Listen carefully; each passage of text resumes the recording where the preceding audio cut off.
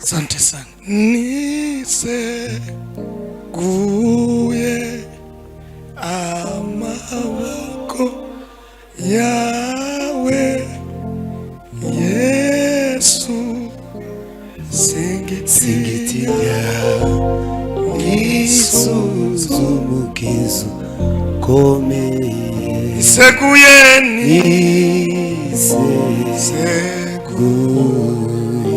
amaboko yawe Yesu, singitinya nisuzumukizo komeye. niseguye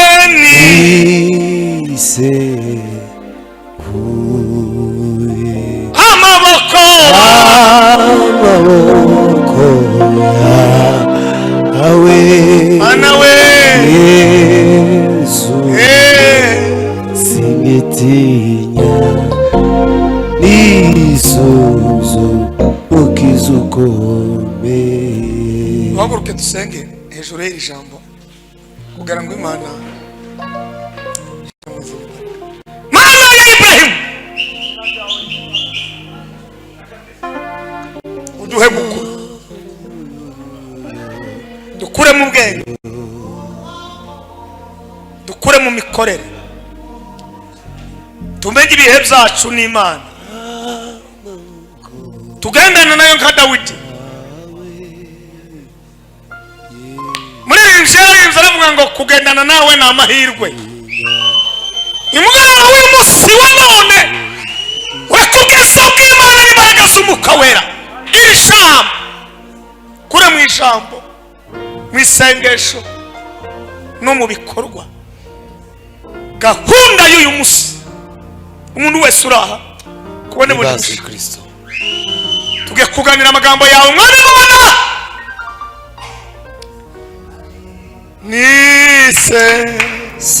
Niseguye amaboko yawe Yesu, singitinya nisuzumukizo komeye.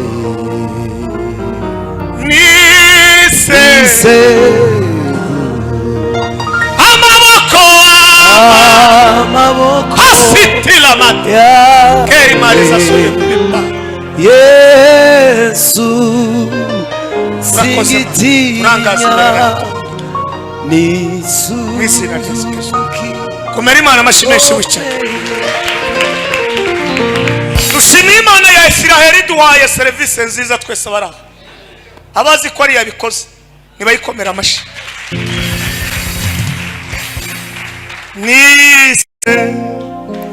Niseguye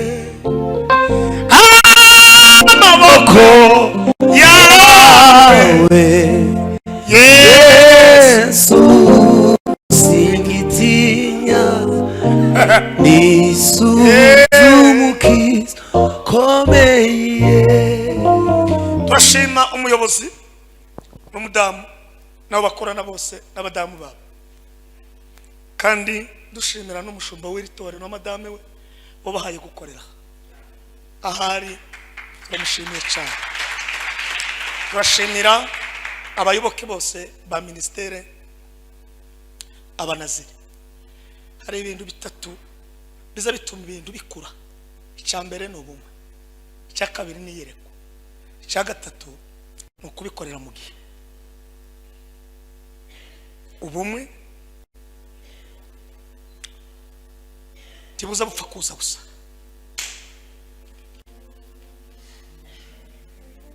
Iyo wamenye gukorera ku gihe nta wagutsinda, kuko ijuru ryakoreye ku gihe, leta ikorera ku gihe, isi ikorera ku gihe. Numenye ibyo bintu uzaba umuntu ukomeye. Mbashimira kumva ko mugomba gutumira ijuru na Bishop Karegeya n'ijuru n'amatari. Ndamukirizo umwicare umubwire ngo Imana igusetse.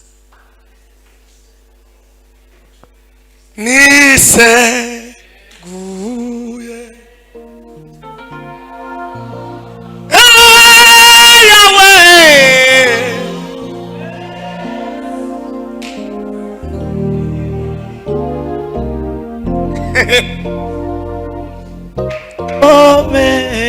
n'abakundiye ministere mwakoze dukomere Imana amashimeshi.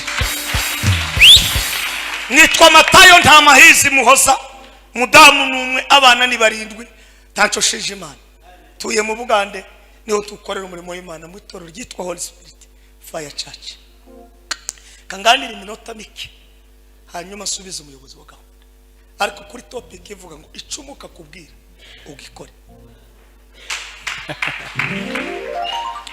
Samuel wa mbere umuntu uze gusoma neza ibice 16 n'umurongo wa 11 n'uwa 12 n'uwa 13 imirongo kwa 3. Hanyuma tuganire kuri topic ivuga ngo icumuka kubwira ugikore. La vérité pestation de tome de past. Umwanya muto ko ni topic ndende cyane. Ejo bundi ndahanda umasengesho Imana iramanukira ngenderera irambwira ngo ugende ubwira isi nguco nohereje kwisi ngo numuka we nguco azoza babwira ngo babwire ngo bagikore kuko ibyo abantu bababwiye mwara bananiye none ni mureke icumuka tubwira arico dukora. So Samuel wa mbere ibice 16 n'umurongo wa 11 n'uwa 12 n'uwa 13. Ahandi titwasoma gusa ndababwira muze kuhasoma mugeze mu rugo nibyakozwe n'intumwa tituhasomeho naza kuhavuga umwanya ubonetse kuko ndashaka kuvuga ibintu 5 nuko nindangiza subiza microphone. Samuel wa mbere ni ibice 16 turahera ku murongo wa 11. Data haravuga ngo Samuel abaza Yesaya ati yego abana bawe bose naba watoto wako ni hawa? Aramusubiza ati naye kamjibu hasigaye umuhererezi wasigade naye umwana omuyoka ariko aragiye intama naye ali aho mudungu. Samuel abwira Yesaya ati sukuma mutumire bamuzane kuko tutari bujye kurya ataraza. Hatutatumia mula Bwana tugenda kuri Ameri nayo musajja otana bakutuka wano. Nuko aramutumira mujyana mu nzu naye namurata naingira mu. Yari umuhungu w'inzobe ufite uburanga. Sukuma alikuwa brown, kijana brown kandi w'igikundiro, tena mtu wa samani sana. Uwiteka aravuga ati sukuma, Mungu akaongea, haguruka umusukeho amavuta. Simama sasa ukamiminie ya mafuta. Niwe uwo. Ndiye huyo. Samuel ahera ko yenda ihembe ry'amavuta. Ikimuka kubwira ari cukora ikitakubwira mukireke Imana. Samuel ahera ko yenda ihembe ry'amavuta. Yego ayamusukaho imbere y'abakuru be. Uhereye ubwo umwuka w'Uwiteka akajyaza kuri Dawidi cyane. Nuko Samuel arahaguruka asubira i Rama. Amen. Reka ndirimbe mu gake.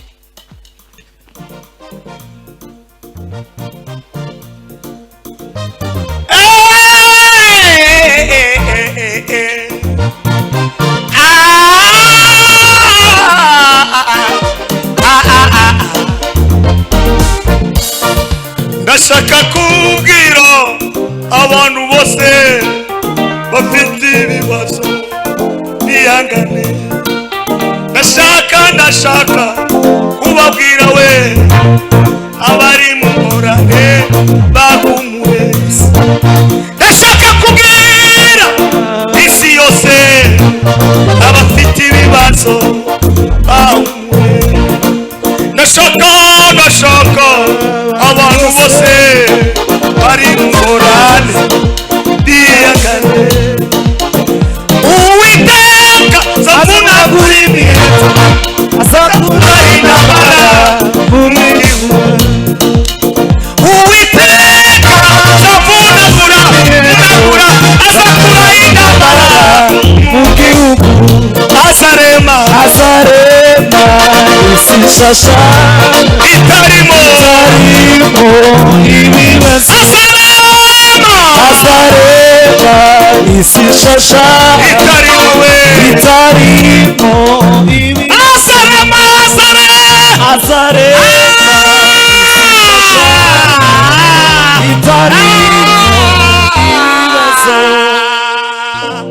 Munda mukirize ndabigusabye umumbwirira ngo icumuka azoza kubwira ari cukora.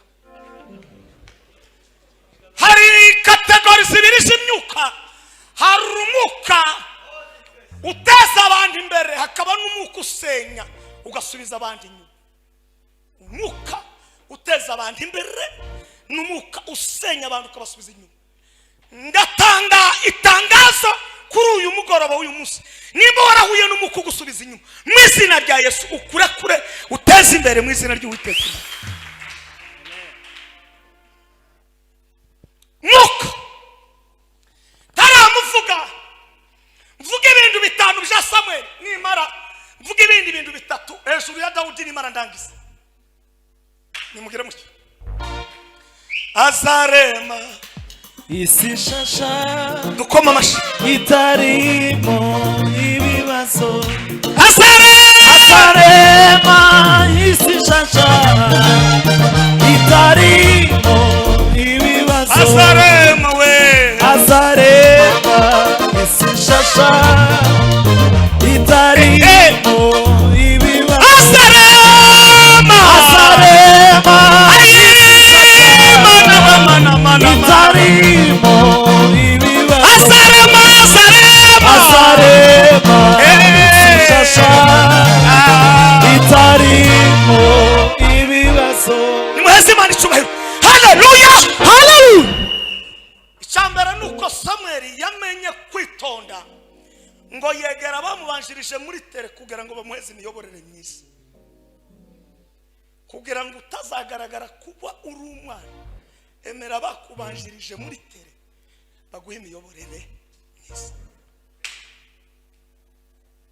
Namba 2 ya Samuel nuko iteka ryose Imana kugira ngo ikubone ntibona wewe ariko ibona umubyeyi wawe. Hari umubyeyi ukubyara, hari n'umubyeyi ukubyara mu muka.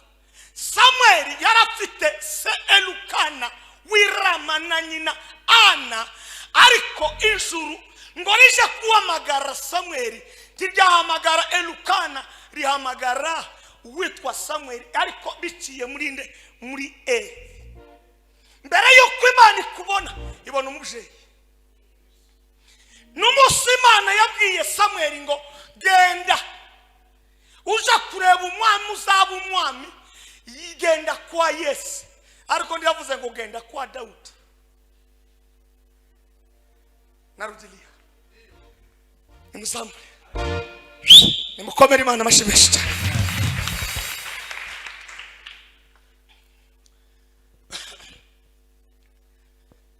Faskwaya mu Rwanda hariho Bishop nyakubahwa Dr. Muramusi. Mbere yuko mwese aba muri Faskwaya bababona, Imana ibona Bishop Dr. Mase, ikabona kumanuka kuri ba Revera. Mbere yuko aho mwese abanaziri Imana ibabona, nimba urepresenta abanaziri hano mwese, Imana ibona uyu na uyu uri hejuru ni king iriya akaba ari hica. Ni muntu mvere icyambere nuko Samuel yarazi kwicisha bugufi, yegera amuyoborere mwiza. Ijambo rya kabiri nuko Imana yamuhamagara ariko akumva ijwi Ariyeli wageze gute wamuhamagaye. Ijambo rya gatatu umuha Imana icyubahiro gira ndivuge niseguye amaboko yawe Yesu singitinya nisuzumukiza ukomeye. Samuel ngo yarazi agaciro k'Imana ya Isirayeli. Umunsi utazamenya agaciro k'Imana yabamenye Imana, Imana yabaramye Imana mu Rwanda ntaho uzagera. Yavuze gabike twe twagaza tuva mu Bugande tukaja gutarama gusa akaduheza indirimbi imwe ibujumbura iyi tuvuye Bugande tukama tuvugana tuvuye kuri Prayer Mountain tuje gutarama i Bugande i Burundi tukama tuje gutarama maze tugatarama uko yababwiye. Hari ibintu bitatu biza biranga umuntu ko afite igikundiro. Icyambere n'abana, ni wiyamamaza kuba depite ukabona ubutipe bw'abana ntibuje, nimba uvuka inyagasambu subira iwanyu. Namba 2 ukabona abagore ntibaje, nimba uri umunyabwenge ja ku musozi gusenga. Icya gatatu, iyo wiyamamaza ukabona abanyeshuri muri ako gace ntabaje kukureba, tabara hakiri kare uje kubwira Imana ngo tabara umpe igikundiro. Dawudi umunsi yishe Goliyati nta bandi baririmbye n'abagore. Yabivuze igira ngo biseke ni Bibiliya cyuzuye neza. Iyo ubonye kanisa urayoboye abagore ndi bagukunda washaka ugasezera nimugera mucyo zamura ikiganza nimukomere Imana amashimeshi cyane.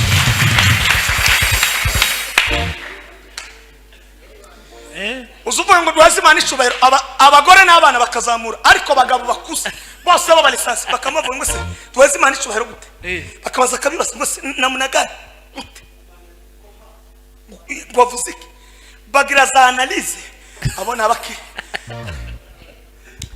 Icya gatatu cya Samuel ni cyaka ni maze Imana icubahiro girakivuga ayiwe.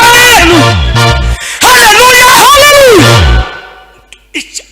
Reka garuka ku cya gatatu, kumenya agaciro k'Imana yawe. Samuel yaraza agaciro k'Imana ya Israel. Ntimubona nabwiye abantu ngo ubunyine ngiye kugura amajingisi menshi izipa nishi cyane kuko nabonye akazi twakoze muri iyo myaka ni gake, ubu niho habaye akazi. Njyewe usigaye usirimba abana bakaza, none se wabona ikintu abana bawe bajemo ugasubira tugiye gukora akazi kenyewe, tugiye kuvuga ngo usirimbe Deborah na Samuel na ndabarahiriye tugiye gukora akazi karuta. Uzi ko ayari amahirwe twagiriwe kubona urungano rungana gutya, hari abasore bangana namwe bari iwawa niyo bari, ariko mwe murahanga mugomba kwicara uzozugana n'amaterano zinya telefone uyizinye numara ishire muri sakame, nimba udafite sakame ishire mu mufuka wa jeans nurangiza utaramira Imana kuko ikiri cy'ikijana cyo kugira ngo tuzane umusaruro mu bazadukomokamo bazageze mu gisekuruza cya 14 bari mu bishiso by'Imana. Samuel amenya agaciro k'Imana yawe, uracyamenya agaciro k'amateraniro, uracyamenya agaciro k'igisirimbo. Uzi ko kugezana n'ubu nyine bakitwohereza amafaranga gusa kubitaramo twataramye kera bikadutungira abana bafite za buruse. Ndakubesha se Timothée muri buruse kubera gusika. Reka tange haleluya, numvise ibintu bishe cyane, nimuzamure ibiganza haleluya haleluya. Joyce wasizwe afite amezi 6. Joyce ubu karigishwa n'umubishop w'umunyankore, ndi umukongomani wavukiye muri Kongo mu bibogobogo, ariko ni yeno ahuriye n'umunyankore igitaramo. Iyo umuka yavuze ntawuze umwitanga, nubwo wowe bigikara mukaje avuga akagendana nawe, nubwo wowe mugufi mukaje avuga ibyawe biri kure bikakwegera. Haleluya haleluya. Samuel amenya Imana yabo, amenya agaciro k'Imana yabo. Turabakristo tutazi agaciro k'ubukristo, turaririmba tuzi agaciro ko kuririmba, turasenga turamenya agaciro ko gusenga. Muzarebe umuhungu uzi guca inzara ntahandi atazayinjira, uzi guca inzara. Aba banyamugi aza yamaze akagushikira ngo mama mwizara zawe ndizisa neza ngo ndazikora, kandi akakuvuga kureba ayagusekera yazipfukama. Umudamu yarangiza kumuca inzara akamabwira ngo hari umuhungu uri mu mujyi niwe wa mbere guca inzara, akava hano Kimironko akaja akaja mu mujyi. Yamenye agaciro k'umurimo akora. Ni gute twebwe abakristo kubimenya nibwo buzima Chisama horadashira. Icyakane cya Samuel ngo yarazi kundira icumuka yavuze, kandi ngo akagikora ku gihe cye. Nahahanesheje nimuheze Imana icubahiro, nimuzamure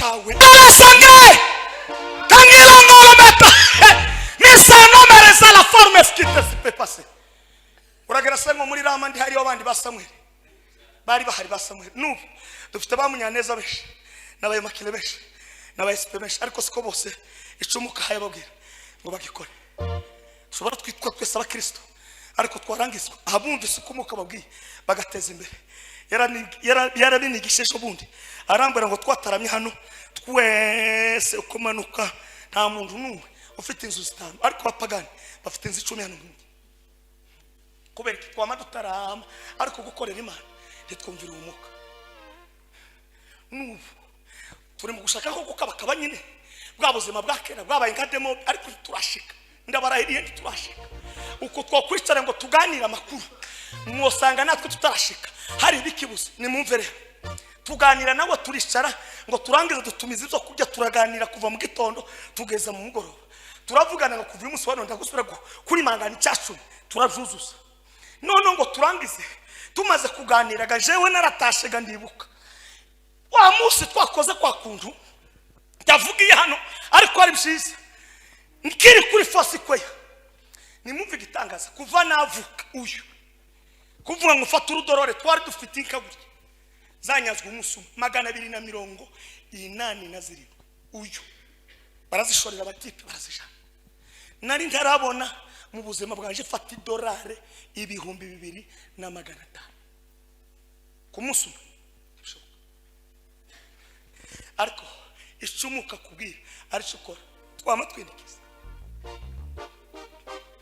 mama bagira gutya mpamagara bishop ndabwira ati yewe uzi byabaye kuri Foursquare sindi ko mbona nahumye umuriro watse bakoze igitangaza batanze ituro ndashima ngo nangize kiraho ngaho hamazo mutipe arambwira ngo yewe ko ya album yose y'indirimbo 10 umutekereze umuntu akoze umushinga we wa studio kugira ngo ateze imbere umuryango we Matayo mu bibogobogo puriye niyo studio amakuru nayangaye iyo wumva ibyumuka akubwira ukabikora hari za company zifite ibintu byawe ntizirabizitura ngo bikugereho si kibazo cy'Imana ni kibazo cyawe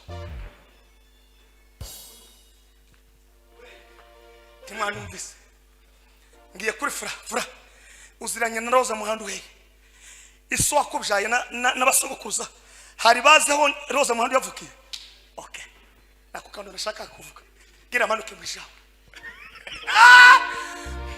nzungu yatashe yagiye muri petition ndagira ngo ko nabonye abaririmbyi bose basohoka ndagira muri petition no mbazi kikindi uko kuragira ngo urasha abandi bahungu bose inzobe hano urabarusha inzobe hano uzaje ko barevera kado ni inzobe yose afite uwe mugisha akora ku giheke nutumvira icumuka kubwira ngo ukore tuzabona umugisha wawe uzakomeza ukube kure kandi ijuru ryaravuze ngo nimwemera mukumvira muzarya ibyiza cyo mugihe ni muntu arahagara nubu ko turategura igiterane kubatumira abanaziri icoga mu kimenyi urabizi ndava hano mwampaye matariki muzazana na revera kado tumara tubapange tubagaburire uzabonaga noneho erega nuko bimeze navuye gutangaza n'abantu bikisha sabazavugira ingana baravuga ngo ule Kiana Frank ule asikose mubenye batakuye kubera iki n'abavugira ingara batazi ni Kinyarwanda ariko wafa kuririmba gusa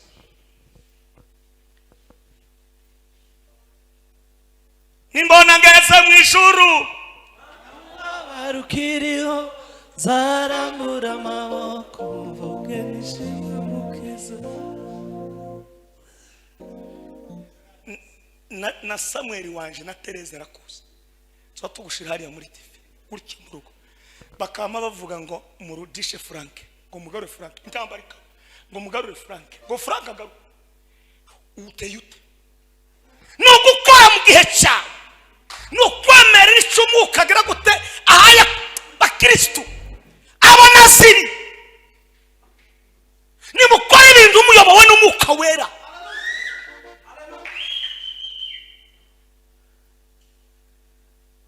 nimugira muke nimukomere Imana amashyi.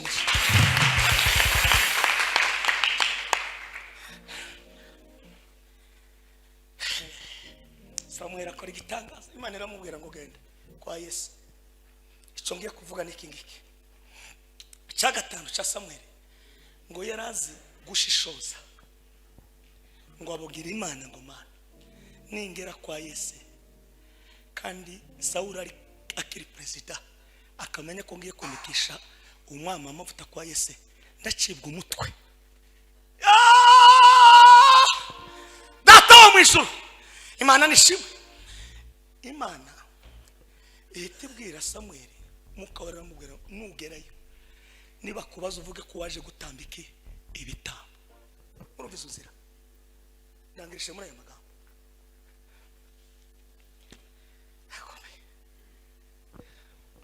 Bazana Eliyabu,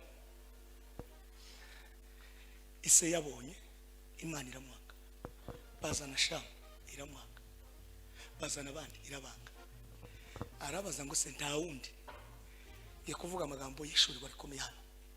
Igisubizo cyawe kiri ku mvugo y'abantu, igisubizo cyawe kiri ku mvugo y'ab'Imana yatumye bayobowe n'Umwuka Wera. Icya kabiri, gutinda mu butayu cyo kibazo, ahubwo kuba mu butayu ukora training yaho uzaje gukorera icyo gisubizo. Icya gatatu, pema narahishuriwe aya magambo kiri mu ubwenge bukomeye, no kuvuga ngo mu butayu si ikibazo, ahubwo mu butayu uzuza ibikoresho byawe, kuko ibyo bikoresho umenye n'igihe byo gukorera. Darangije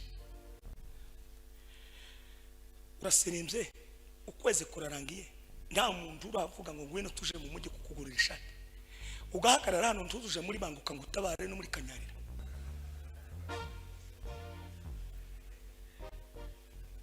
Amen, amen, amen, amen, amen, amen.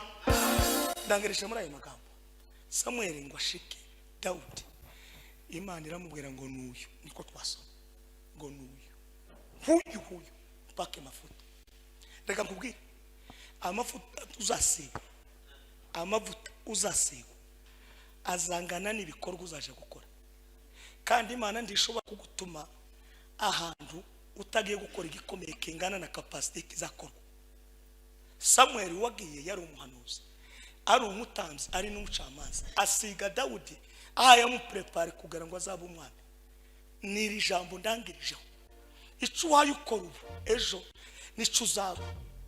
Muyoborwe n'Umwuka, mukora ibyo Umwuka, nibwo mutazakora ibyo kamere ishaka. Muhagarare dusenge.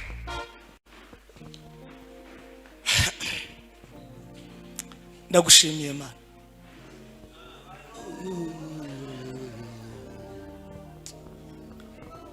aya magambo y'uyu munsi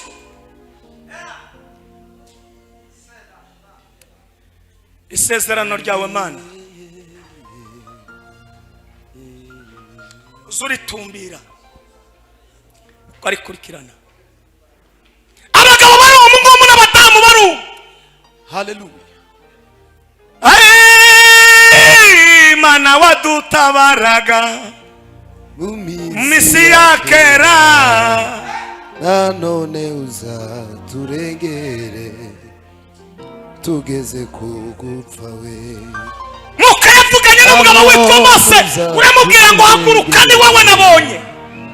Aba nibo bagabo bazahindura isi, aba nibo bagabo bazahagarara muri Amerika, aba nibo bagabo bazahagarara Australia, aba nibo bagabo bagiye guhagarara mu ntara zose z'igihugu, aba nibo bagabo bagiye guhagarara ku isi yose kugira ngo bayobogwe nawe Mwuka Wera. Icyo tubwira ari cyo tuzaturengere tugeze kugupfa we. Wabwiye umugabo witwa Dawudi, uramubwira Dawudi wera kubera ko wayobowe n'Umwuka ukemera amakosa wakoze, kurameye n'imbabazi. None uyu munsi wa none ureke Mwami Imana icomoka tubwire.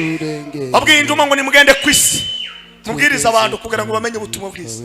Aya magambo ahindura ikintu gikomeye, kandi ubwoko bwabo bukomeze bugukorere muri iki gihe kizaza.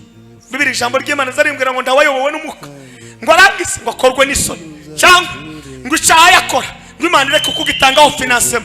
Ba Lidiya barabikoze babonye finansema. Abitwa Basara na ba Iburahimu barabikoze babonye finansema. Abitwa Bakadiyoni babonye finansema. Abitwa Somesika la bandala katita la baisiti fosi preshini marigati. Rino jambo ribe mu mitima y'abara. Turagushimiye ko zigitangaza. Tugukomeye amashikuri igisubizo muri kino.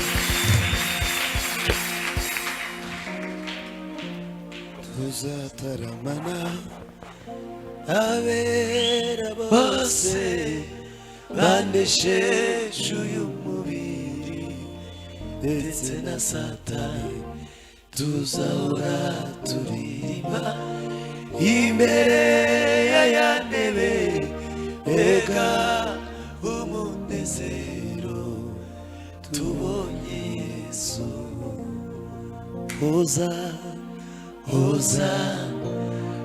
Hozana hashimuje muri iryo zina ry'umwana w'intama. Hozana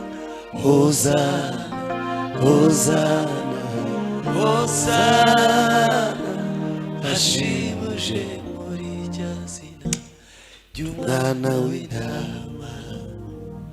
Amen. Amashyi menshi cyane ku muvugabutumwa. Amen. Imana iho mugisha abashumba. Imana ibagire neza ibagure rwose. Imana iho mugisha mwinshi cyane.